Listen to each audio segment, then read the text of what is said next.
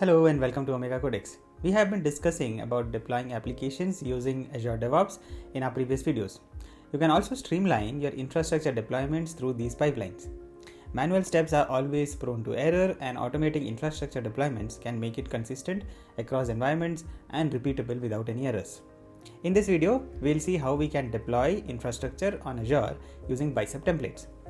Bicep is Microsoft's answer to a more intuitive and manageable approach to infrastructure as code on Azure. Having some knowledge about Bicep templates would be helpful, but you can still continue watching as our focus will be on how to run these scripts or templates through a pipeline and make automated infrastructure deployment. So let's get started.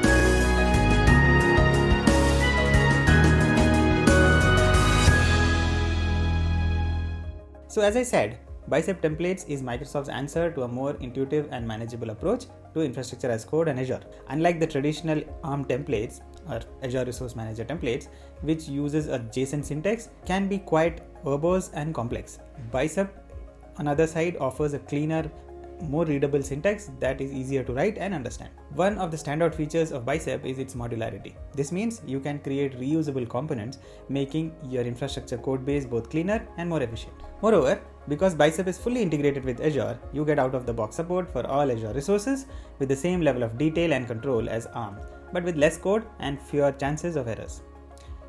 Let's look at a simple example of the app service which we have been using in earlier videos.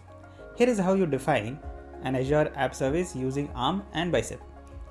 Notice how the Bicep version is not only shorter but also much cleaner. Though this video is not about creating Bicep templates, let's quickly jump into Visual Studio Code and extract a Bicep template from the resource we already have. I have opened the same project which we were using in our earlier videos. So it's a simple .NET Core project, and we were building different pipelines based on different scenarios using the same project. So we will try to create an infrastructure script for this and then deploy that using Azure DevOps pipelines. So to get started with Visual Studio, Microsoft provides a very nice extension for Bicep templates. So it makes it very easy to work with Bicep templates using this extension.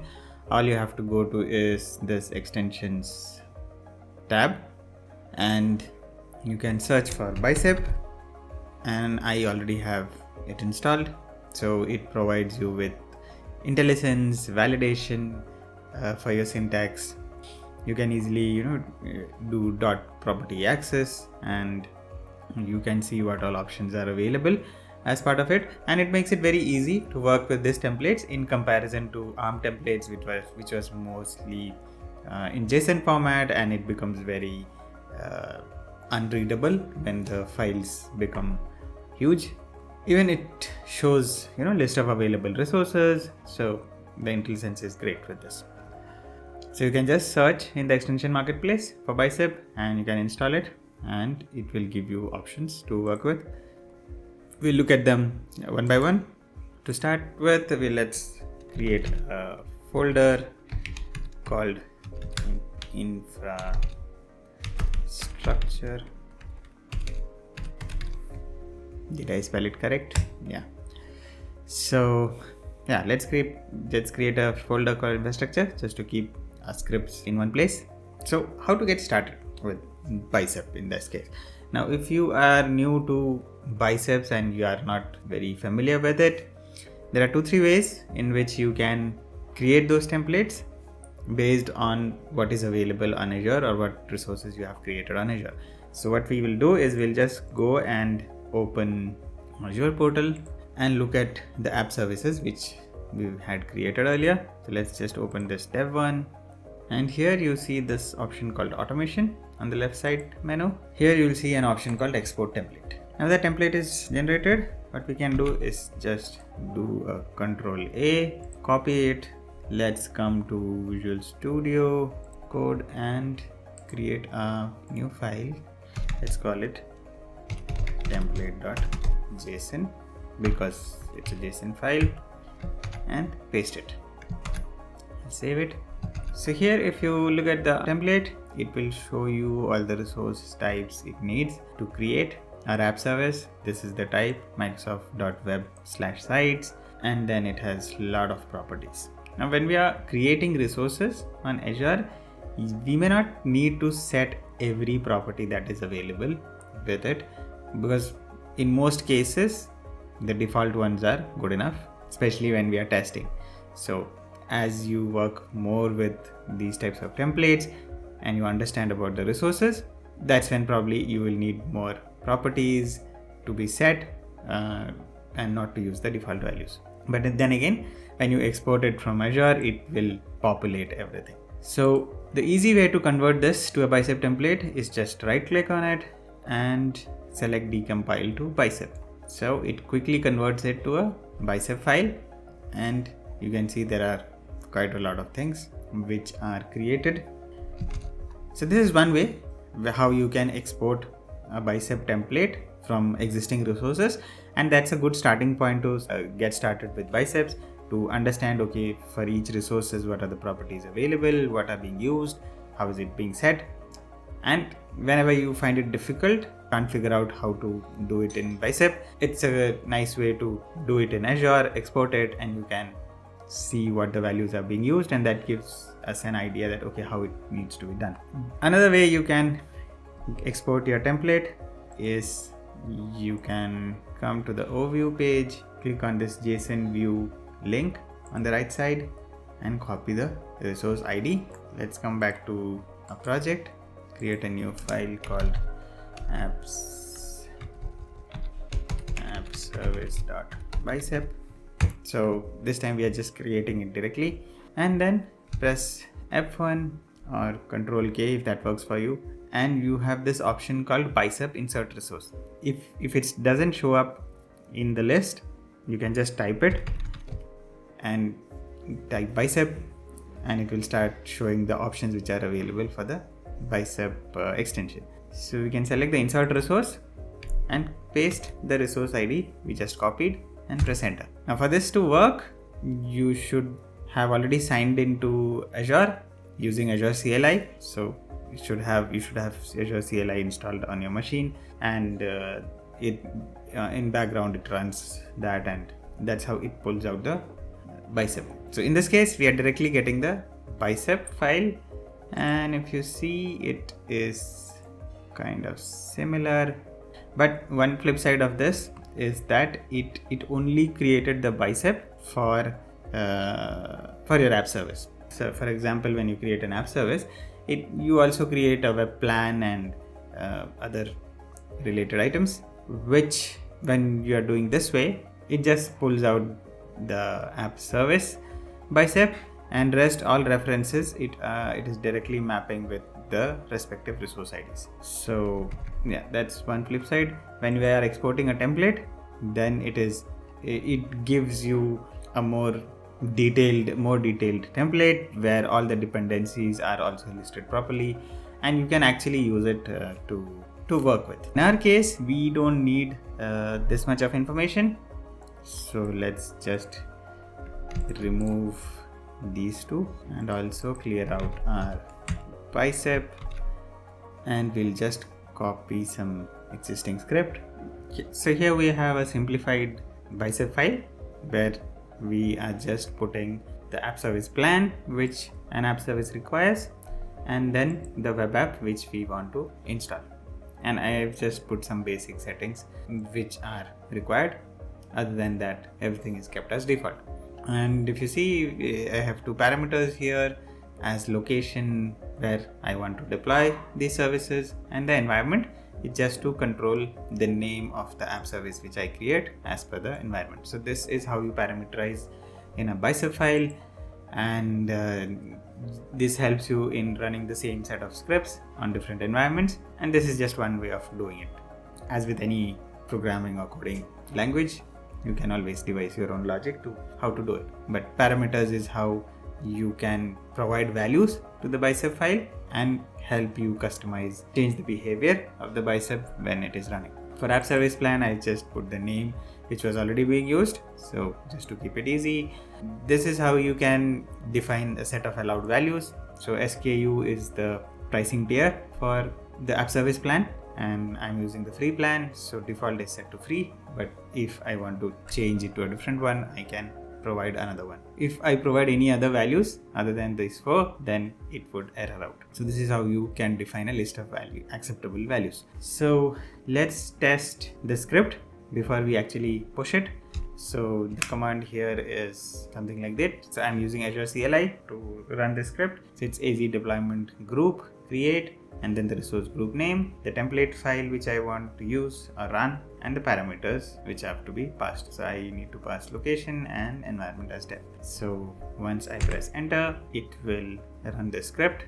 So it would validate the script first for any errors, and then it will run the script. So now it started running the script, and it would take some time to run it. So let's jump to the other end of it, and it's almost done. Now when the script is running, you can always come to Azure and see the status of the deployment. So if you come to the resource group level where the resource is being deployed, and if you click on deployments, it will show the list of deployments being run. So this is the one which I ran recently, in fact the one we ran just now, and this is the name which shows up in the deployment because that's the name of the Bicep file which we ran. And then it would list out all the different resources or modules it ran as part of that Bicep. And you can drill down similarly, and like in this app service there are 2 resources deployed, so it just shows as one deployment item, and inside that you can see 2 resources are deployed. Now Bicep also has a concept called modules where you can write reusable scripts, Bicep scripts, which you can include as modules. You can think of them as like methods which we would create in C#. You can call it in different places. Similarly, you can do that in Bicep. So in that cases, it shows up as a different deployment item, but also it will show up as an item here, but it will also list it in deployments as a separate line item, where you can again drill down and see which resources are being deployed. So we had deployed the plan and the dev. So the script looks fine. Let's push it to the repository and we'll set up our pipeline. So I'll push it to another branch, give it a comment like in infra script service. Let's commit it and push our change. Let's jump to Azure DevOps and create a pull request.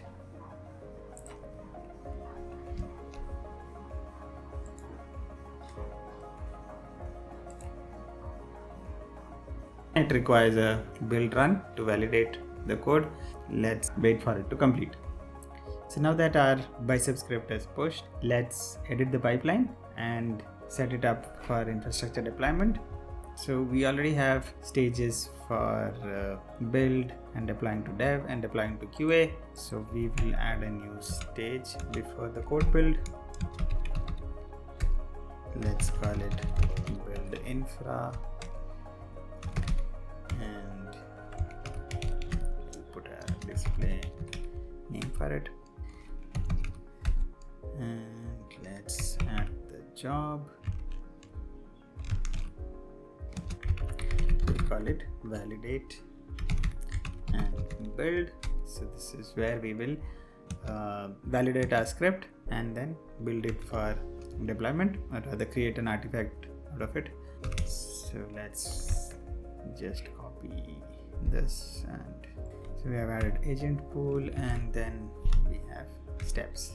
So in steps we'll add a task which is search by ARM. We can find Azure Resource Manager deployment, which is what we need for validating or deploying the infrastructure script. So let's just click on the settings so that we can populate other properties for this.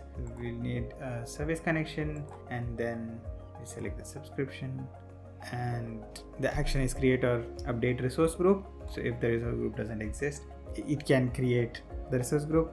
If it's already available, we can select it. So let's say select this resource group, and the location we want is East US. That's where our deployment location is. And for the path, we have it in our code under infrastructure folder. So we have it under sample web app, and inside that infrastructure folder is where we have the Bicep file. We only have one Bicep file, which is the app service file we have. In a more advanced scenario, you would probably have a module file which is calling other Bicep files to create multiple resources. Now in this case, we only want to create our app service and the app service plan, so we just have one Bicep file. In template parameters, you can use the parameter file, so it's pretty easy in VS Code to create an infrastructure param file. You just right click on the file, the Bicep file, and click generate params, and you can select Bicep param. So I have already done this step here, and you can see that it has this param file and it already mentions the parameters. So when you create the Bicep param file, it asks whether you want to create all parameters in this file or just the required ones. You can select appropriately, which is based on your use case, and then you can define the values here in the param file which you want to use during deployment. So in our case, we are not using that. What we'll use is override parameters. So this is also helpful even when you are using a parameter file and you have a situation where you want to override that with a particular value. You can use override template parameters. So here you have to define it like we define an app service setting when we deploy an app service. So similarly, it starts with a hyphen for each parameter name and then separated by a space. You can give the value. So we'll just use location as East US, and the next parameter we have is env dev. Now here in the first step, we don't want the deployment mode to be incremental. We'll just do a validation of the script. So it will just validate the script and that's it. So it has added these steps and we are validating our Bicep file. Next task which we need is to copy files, and in inputs we can just put the location. So the source folder for us is the sample web app /infrastructure. We want to copy all the files in this folder, all the contents to be selected. That's what double star means, and we want to push it to our infrastructure folder in the artifact staging directory. So we'll copy the contents from the infrastructure folder and put it in the infrastructure folder in the artifact staging directory, and that should be fine for this one. Then the next task we have is publishing the artifact. So in the artifact drop, let's call it infra drop. Path to publish is the staging directory. Publish location is the same, and we'll click add. Yeah, at times it comes at a different place. Next one we want is publish. So publish, we'll just put it as the same staging directory, and the artifact we will call web app infra. Now why we are doing this step? So if you have watched the previous videos where I talk about multi-stage pipelines, when you switch to a different stage, the artifacts created in the previous stage are not readily available. So instead of that, we have to publish it with a name and then we download it by the same name in the next step. So this will be useful when we are deploying the infrastructure in the deploy to dev stage. So this kind of completes our build stage. There is not much build happening here. The only thing we do is validate our script, and if the scripts are validated, then we just package them or just copy them to a location where we can use it later. Now let's go to our next stage, that is deployment to dev, and we will add few steps here. So let's just copy this download stage and add for web app infra. So this will download the artifacts which we created in the earlier stage and make it readily available here. After this, we will add a task before deploying our app. Again, the task is same, so Azure Resource Manager template deployment, but the difference here will be that we will use the different deployment mode, which is incremental. So let's just select those values: the subscription, the resource group, location is East US. Now here the template location will be different because now we are not using the infrastructure file from our source code, but we have to use it from the artifacts which we created. So that is available under pipeline.workspace. So under pipeline.workspace, double star, it will look for this file and it will run it from there. Same, we can give our parameters. So our location is East US and env is dev. So one question you might have is like why we have location here and also the location as an option or a drop down here in the options. So the location field here is for the resource group. So where is the location of the resource group, and the location we are mentioning here is in this override template is for our Bicep file. So that is the parameter value for one of the parameters in the Bicep. So this time the deployment mode will be incremental because we want to deploy it, and let's just add. And I think that's the change we need and we are good to go. So what we have done is we have created a build infra stage where we are just validating a script and then creating an artifact of that script. And in the deployment stage, we will be first deploying our infrastructure to the dev resource, and then we will be deploying the code onto that resource or onto that app service. So I think we are good with this. Let's just push the changes.